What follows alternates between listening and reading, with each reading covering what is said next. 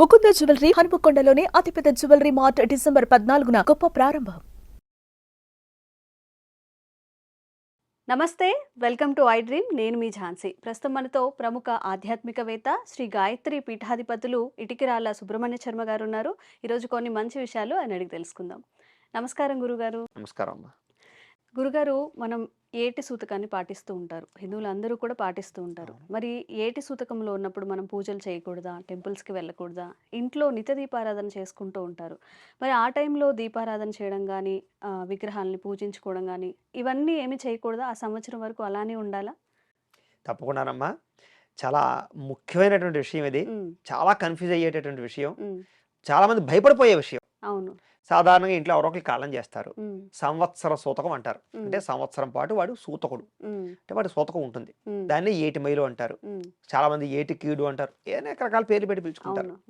ఈ సమయంలో అసలు దేవుడికి పూజ చేయకూడదు, అసలు గుళ్ళోకి వెళ్ళకూడదు, కొబ్బరికాయ కొట్టకూడదు, ఇంట్లో దీపం పెట్టకూడదు అని చాలా భయపడిపోతూ ఎవ్వరూ పూజలు చేయడం మానేశారు. చాలా చోట్ల అంటే తెలిసిన వాళ్ళు చేస్తుంటారు, కానీ చాలా మంది పూజలు చేయడం మానేశారు. చాలా మంది మమ్మల్ని అడుగుతూ ఉంటారు, కాదు మాకు ఏడు సూతకం ఉంది కదండి, మేము గుళ్ళోకి రావచ్చా అండి, రాకూడదా అడుగుతుంటారు. ఇంట్లో దీపం పెట్టవచ్చా అండి అని అడుగుతుంటారు. అయితే మనం ఒక్కసారి ఆలోచించుకున్నట్లయితే మిగతా సాంప్రదాయాలకి మన సాంప్రదాయాలకి చాలా తేడా ఉంది. మిగతా సాంప్రదాయాలు నిన్ను ఉండవు, మన సాంప్రదాయంలో ఇన్ని రకాలు వచ్చాయి, నియమాలు ఉన్నాయి. పూజల్లో మనకి చాలా రకాలు ఉన్నాయి. పూజలు చాలా రకాలు ఉన్నాయి మన పూజలు. ఫర్ ఎగ్జాంపుల్ గాను ఇంట్లో చేసుకునే పూజ వేరు, గుళ్ళో చేసుకునే అర్చన వేరు, అభిషేకాలు వేరు, మొక్కుబడులు వేరు, ప్రదక్షిణాలు వేరు, దీక్షలు వేరు, ఉపవాసాలు వేరు, వ్రతాలు వేరు, నోములు వేరు, ఇంట్లో చేసుకునే హోమాలు యజ్ఞాలు వేరు, బయట చేసే యాగాలు వేరు, ప్రతిష్టలు వేరు. అలాగే నేను ఎన్ని రకాలు చెప్పినప్పుడు పితృదేవతా పూజలు వేరు, ఇన్ని రకాలు వచ్చేప్పటికి ఇవన్నీ దేవుడికి సంబంధించినవే పూజలే, కానీ ఒకదానికి ఏ సంబంధం లేదు, అవునా కదా? అలాగే ఇక్కడ కూడా ఏంటంటే పితృదేవతలకి పూజ చేసినప్పుడు మనం ఆ 11 రోజులు కూడా ఇంట్లో పూజ చేసుకోకూడదు. ఇప్పుడు మనిషి కాలం చేశాడు, కాలం చేసిన 11 రోజుల వరకు కూడా వాడికి మైలు ఉంటుంది. ఆ మైల సమయంలో ఇంట్లో దేవుడి పూజ చేసుకోకూడదు, ఇంట్లో దేవుడికి దీపం కూడా పెట్టం. అయితే దీపమే పెట్టకూడదా అసలు అంటే కనుక, అసలు దీపం పెట్టని ఇల్లు పని చేయదు అసలు. ఏ రోజైనా సరే మనిషి చనిపోయాడు, ఆ రోజు కూడా దీపం పెట్టాలి. ఎక్కడ పెట్టాలి? చనిపోయిన శవం దగ్గర పెట్టాలి. అది కూడా ఎలా పెట్టాలి? ఇంట్లో అయితే మనం 2 అంతకు మించిన ఒత్తులతో దీపం పెట్టుకుంటాం, కానీ ఇక్కడ ఆ జ్యోతి ఆత్మస్వరూపంగా పెట్టి, మనిషి యొక్క ఆత్మస్వరూపంగా పెట్టి ఒకటే ఒత్తుతో దీపం పెడతాం మనిషి దగ్గర, శవం దగ్గర. శవం ఉన్నంతసేపు, శవం వెళ్ళిపోయిన తర్వాత వాడి ఫోటోనో ఏదోటి పెట్టి అక్కడ ప్రతిరోజు ఉదయం రాత్రి దీపం వెలిగిస్తాం ఖచ్చితంగా. ఆ 11 రోజుల మహిళ అయిపోయిన తర్వాత 12వ రోజు నుంచి ఇంట్లో పూజలు ప్రారంభం చేసుకోవచ్చు. ఇంట్లో దీపం పెట్టుకోవాలి, ఇంట్లో దీపం మానకూడదు అసలు ఎట్టి పరిస్థితుల్లో. ఆ 11 రోజులు మాత్రం ఒకటే ఒత్తుతో దీపం పెడతాం, ఆ ఫోటో దగ్గర పెడతాం. ఆ 12వ రోజు దగ్గర నుంచి మనకి సూతకం పోయిన తర్వాత మనకి శుద్ధి చేసేస్తారు మన బ్రాహ్మలు వచ్చి, ఆ శుద్ధి అయిపోతుంది మనకి ఆల్రెడీ. అక్కడ నుంచి మనం ఇంట్లో 2 లేదా 3 ఒత్తులతో ఖచ్చితంగా దీపారాధన చేయాలి. దీపం అసలు ఇంట్లో మారడానికి వీలే లేదు, అసలు దీపం పెట్టుకోవచ్చు. ఇంకా పూజలు చేయొచ్చా చేయకూడదా అంటే ఇందాక నేను చెప్పాను చూసారా, నోములు వేరు, వ్రతాలు వేరు, దీక్షలు వేరు, గృహప్రవేశాలు, శుభకార్యాలు వేరు. ఏవి చెయ్యకూడదు ఏవి చెయ్యొచ్చు అంటే శంకుస్థాపన శుభకార్యం చేయకూడదు, గృహప్రవేశం శుభకార్యం చేయకూడదు, అలాగే పెళ్లి శుభకార్యం చేయకూడదు. అది ఎవరి పెళ్లి చేయకూడదు? అబ్బాయి పెళ్లి మాత్రమే చేయకూడదు. మళ్ళీ అమ్మాయి పెళ్లి చేయొచ్చు, ఇంట్లో అమ్మాయి పెళ్లికి వర్తించదు. 12వ రోజు కూడా చేసేయచ్చు పెళ్లి. మొట్టమొదటి నెలలో చేస్తే ఇంకా విశేషం. ఆ ఫలితం, ఆ కన్యాదాన ఫలితం చనిపోయిన వాళ్ళకి దక్కుతుంది. అందుకనే ఇంట్లో ఆడపిల్ల ఉంటే, ఈడుకొచ్చినటువంటి ఆడపిల్ల ఉంటే ఎవరన్నా కాలం చేసిన తర్వాత సంవత్సరం తిరగకుండా కుదిరితే అవకాశం ఉంటే పెళ్లి చేసేస్తారు. అంటే ఆ యుక్త వయసు వచ్చి పెళ్లిడికి వస్తే పెళ్లి ఆపరు. కారణం ఏంటంటే కన్యాదాన ఫలితం వాళ్ళకి వెళుతుంది అని, పోయిన వాళ్ళకి వెళుతుంది అని. అంచేత ఆ రకంగా పెళ్లి చేసేయచ్చు. ఆడపిల్ల పెళ్లి అయితే చేయొచ్చు, మగపిల్లాడి పెళ్లి పనిచేయదు, ఎందుకంటే వాడు సూతకుల్లోకి వెళ్తాడు కాబట్టి. ఆ రకంగా పెళ్లిళ్ళు పనిచేయవు, దీక్షలు పనిచేయవు. మాలలు మాలలు, అంటారా? అయ్యప్ప స్వామి మాలలు, భవానీ దీక్షలు పనిచేయవు. ఉమ్, అలాగే నోములు పనిచేయవు. ఉమ్, ఇలాంటివి అవి కూడా పనిచేయవు అనమాట. ఉమ్, ఏవి పనిచేస్తాయి ఉమ్. అంటే మన ఇంట్లో నిత్య నైమిత్తిక కర్మ ఏదైతే ఉందో, ఉమ్, మా బ్రాహ్మణులకు సంధ్యావందనం చేసుకోవడం, ఉమ్, ఈశ్వరార్చన లేకపోతే దేవతార్చన చేసుకోవడం. ఉమ్, మిగతా మీలాంటి వాళ్ళు అనుకోండి, ఇంట్లో రోజు లలిత సహస్రము, విష్ణు సహస్రము పారాయణ చేసుకుంటారు. ఉమ్, దేవుడు మామూలుగా ఇంట్లో పూజ చేసుకుంటారు, మ్మ్. నిత్య పూజ. అది మానక్కర్లేదు. ఓకే. ఇంట్లో నిత్య పూజ 12వ రోజు నుంచి చేసుకోవాలి. ఉమ్, చేసుకోవాలి, మ్మ్. చేసుకోవచ్చా కాదు, చేసుకోవాలి. ఇంట్లో పూజ మానకూడదు అసలు. ఉమ్, ఆ 12 రోజులే మానాలి. ఉమ్, ఆ తర్వాత కంటిన్యూగా పూజ చేసుకోవచ్చు. ఓకే. ఇక కొబ్బరికాయ కొట్టచ్చా? ఉమ్, ఖచ్చితంగా కొట్టచ్చు. కొట్టచ్చు. గుళ్ళోకి వెళ్ళొచ్చా? ఉమ్, ఖచ్చితంగా వెళ్ళొచ్చు. అయితే గర్భగుడిలోకి వెళ్ళకూడదు. ఉమ్, ఇప్పుడు శివాలయానికి వెళ్ళారండి, ఉమ్, శివాలయంలో మండపం ఉంటుంది బయట. ఉమ్, ఆ మండపం దగ్గర నమస్కారం చేసుకోవాలి, ఉమ్, చుట్టూ ప్రదక్షిణాలు చేసుకోవాలి, ఉమ్, ఈశ్వరుడు దండం పెట్టుకుని వెళ్ళిపోవాలి. ఉమ్, గుళ్ళోకి గర్భగుడిలోకి వెళ్ళకూడదు. ఉమ్, శఠారి పుచ్చుకోకూడదు. ఓకే. రెండోది, ఉమ్, గుళ్ళో అభిషేకాలు చేయించుకోకూడదు. ఉమ్, గుళ్ళో పట్టుకెళ్ళి కొబ్బరికాయ ఇచ్చో లేకపోతే ఇచ్చో నా పేరుని అభిషేకం చేయండి అనకూడదు. ఉమ్, ఎందుకంటే సూతకంగా ఉన్నాం కాబట్టి పని చేయదు. ఉమ్, అదే కాశీ లాంటి క్షేత్రాల్లో అదే ఉండదు. ఉమ్, మైల్లో అంట్లో ఇంక దానికి అదే ఉండదు. అది నిత్యం మహాశ్మశానం. అది ఉమ్, మనం ఎక్కడైతే ఆలయాలు, శివాలయాలు ప్రతిష్ఠ చేసుకున్నటువంటి ప్రతిష్ఠితాలు ఉంటాయో, స్వయంభూలు కాకుండా అలాంటి చోట్ల ఉమ్, గర్భగుడిలోకి వెళ్ళకూడదు. ఉమ్, తప్ప ఇంట్లో పూజ మనం చేతిలో మనం చేసుకోవచ్చు. ఓకే.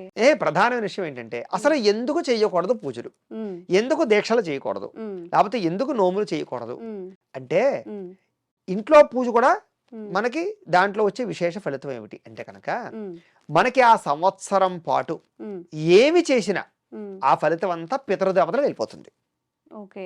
ఆ సంవత్సరం పాటు సూతక సమయంలో ఉమ్, ఆ సంవత్సరం వీడు ఏం చేసినా, ఉమ్, ఏ పుణ్యం చేసినా, ఉమ్, ఏ దానం చేసినా, ఉమ్, ఏ జపం చేసినా, ఏ పూజ చేసినా ఆ ఫలితం ఎవరికి అంటే కనుక చనిపోయిన వాళ్ళకి వెళ్ళిపోతుంది. మంచిదే కదా గురువుగారు. కాబట్టి అది నీకు ఆ ఫలితం రాదయ్యా అని చెప్పారే తప్ప నువ్వు ఓకే. చెయ్యొద్దయ్యా అని చెప్పలేదు ఇక్కడ. దాన్ని మన వాళ్ళు అలా తీసుకున్నారు. దాన్ని మన వాళ్ళు ఏం చేశారంటే అసలు చెయ్యకూడదు, పూజలే చేయొద్దు. పూజలే చెయ్యకూడదు, Temples కి అది వెళ్ళొద్దు. మహా నేరం, మహాఘోరం, మహాపాపం, ఉమ్, ఏదో అయిపోతావు అని అవును. చేశారు. అంచేత ఏమిట్రా అంటే ఉమ్, పూజలు చెయ్యొచ్చు. ఉమ్, అందుకనే ఆ సంవత్సరం పాటు కూడా ఉమ్, విశేషంగా దానాలు చేయమన్నారు, ఉమ్, పుణ్యక్షేత్రాలు తిరగమన్నారు, తీర్థయాత్రలు చేయమన్నారు. ఉమ్, కారణం ఏంటంటే ఆ తీర్థయాత్రలో చేసినటువంటి తీర్థయాత్ర ఫలితం, ఉమ్, ఆ నదుల్లో చేసిన స్నాన ఫలితం, ఉమ్, అక్కడ చేసిన దాన ఫలితం, ఇవన్నీ చనిపోయిన పితరులకు వెళతాయి. ఉమ్, ఆ తల్లికో తండ్రికో తాతకో ఎవరికో ఒకరికి వెళతాయి, వాళ్ళకి వెళతాయి అనమాట. ఉమ్, అంచేత ఆ సమయంలో సంవత్సరం పాటు కూడా ఎక్కువ దాన ధర్మాలు చేయమన్నారు. ఉమ్, గోదానం కానీ, భూదానం కానీ, ఉమ్, లేకపోతే ఏదో ఒక, లేదా లేని వాళ్ళకి బట్టలు దానం చేయడం కానీ, ఉమ్, లేకపోతే ఎవరికో ఇల్లు కాలిపోయింది అలాంటి వాడికి ఇల్లు కట్టించుకోవడం కానీ, ఉమ్, ఆఖరికి ఎవడో చెప్పులు లేకుండా తిరుగుతున్నాడు రోడ్డు మీద, చెప్పులు కొనవడం కానీ, ఉమ్, మీ ఇష్టం.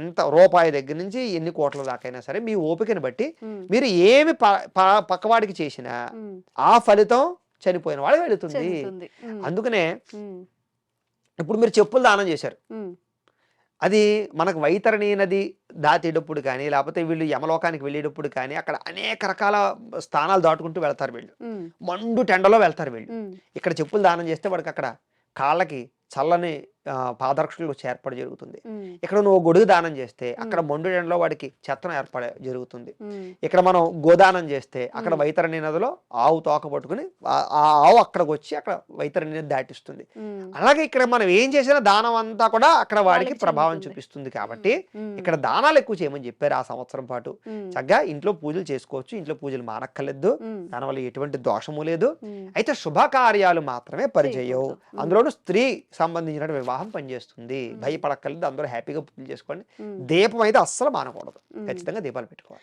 గురుగారు, ఒక చిన్న డౌట్ ఏంటంటే, ఇప్పుడు ఒక ఇంట్లో ఒకరు చనిపోయారు అనుకోండి, వాళ్ళకి ఏటి సూతకంలో ఉన్నా లేకపోతే చూడడానికి వెళ్ళేప్పుడు కొత్తగా గృహప్రవేశం చేసిన వాళ్ళని వెళ్ళొద్దని చెప్తూ అవును, ఉంటారు. ఇది అవును. ఎందుకని? సా- అంటే పెళ్ళైన వాళ్ళని కానీ అవును. గృహప్రవేశం కానీ అవును. వెళ్ళొద్దని చెప్తూ అవును. ఉంటారు.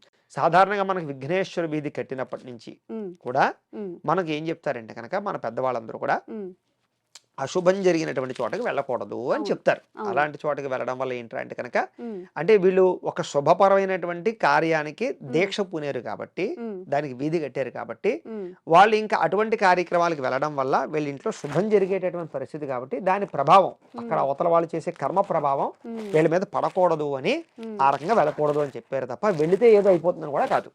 ఓకే. ఆ తర్వాత ఉమ్, ఈ వివాహం అయిన తర్వాత కానీ, ఇంట్లో శుభకార్యం అయిన తర్వాత కానీ, తర్వాత ఒక 3 నెలలో, ఉమ్, పూర్వకాలం అయితే 6 నెలలని పెట్టేటువంటి వారు, ఉమ్, ఓ 3 నెలల వరకు కూడా ఉమ్, అవతల వాళ్ళ ఇంట్లో ఏదైనా అశుభం జరిగినప్పుడు వెళ్ళకూడదు అని చెప్పేసి అవును.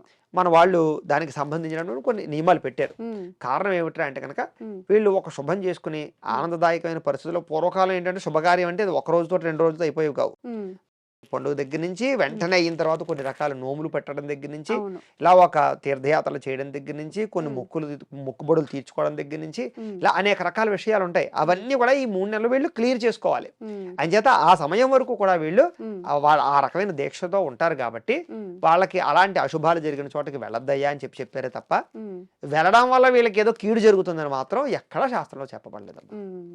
నిజంగా మీరు చెప్తుంటే కొన్ని కొన్ని విషయాలు అంటే అంతరార్థం వేరే ఉంది, మనం అర్థం చేసుకొని పాటించే పద్ధతులు వేరే ఉన్నాయి. అవును. నిజంగా ఏది మనం ఎందుకు మూఢంగా ఒక విషయాన్ని ఫాలో అవుతున్నాం ఇప్పుడు అదే వాళ్ళ ఇంట్లోనే ఏదో అపకీర్తి జరిగింది అనుకుందాం, ఆ, లేకపోతే ఏదో ప్రమాదం అవును. జరిగింది అనుకుందాం, అప్పుడు అప్పుడు ఖచ్చితంగా ఏమవుతుంది? ఇప్పుడు అక్కడే వాళ్ళ ఇంట్లోనే ఉండాలి పెళ్లి కదా. అయింది, ఉమ్, ఒక నెలలోనో 2 నెలల్లోనో ఉమ్, వాళ్ళ ఇంట్లో వాళ్ళకి ఏదో తేడా వచ్చింది, ఉమ్, వేడి వెళ్ళి కర్మ చేయడా, ఉమ్, అది చూడడానికి వెళ్ళడా, ఉమ్, వాళ్ళ ఇంట్లోకి శవాన్ని రానివ్వడా, ఇవన్నీ కూడా ఏంటంటే ఉమ్, విపరీతమైనటువంటి మనం పెట్టేసుకున్నటువంటి విషయాలే అవును. తప్ప ఉమ్, శాస్త్ర ప్రకారంగా అయితే కనుక అలా వెళ్ళకూడదు అని కానీ ఇలా చేయకూడదని కానీ ఎక్కడా లేదు. ఉమ్, అయితే మనం మన సాంప్రదాయాల్లో కొన్ని రకాల పద్ధతులు అవి ఉన్నాయి కాబట్టి ఉమ్, వాటి కారణం చేత మనం వాటికి దూరం పెట్టామే తప్ప ఒక 3 ఉమ్, నెలల పాటు వెళ్లకుండా నిషేధం చేసాం తప్ప ఉమ్, వెళితే ఏదో ప్రమాదం అని మాత్రం కాదు. ఉమ్. వాస్తవాల్ని చాలా చక్కగా చెప్పారు చాలా గురుగారు. సంతోషం అమ్మా. ధన్యవాదాలు. నమస్కారం.